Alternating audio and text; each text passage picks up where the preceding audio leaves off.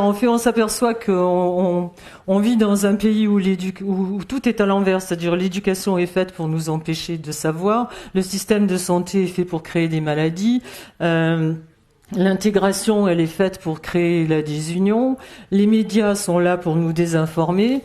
Donc, je sais que c'est énorme, mais quand j'ai écrit le complot contre la santé, je vous disais, j'ai eu un mal fou à digérer ce que j'apprenais. Déjà d'apprendre que le gouvernement, enfin les États ne sont pas protecteurs et qu'en fait ils sont capables de nous empoisonner pour le profit.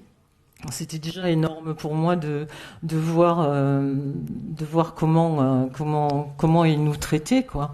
Et depuis, je suis en liaison avec beaucoup de lanceurs d'alerte un peu partout sur la planète. Et il y a de plus en plus de documents et de vidéos qui circulent où on voit que vraiment les élites, ce qu'on appelle les élites, mais en fait ceux qui mènent vraiment le monde, parce que c'est pas nos dirigeants qui mènent le monde, tout le monde le sait maintenant.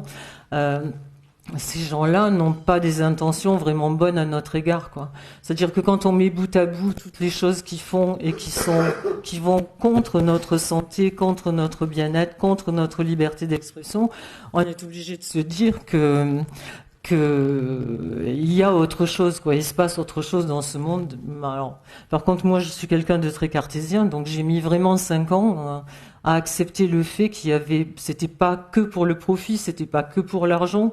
Il devait y avoir une autre motivation.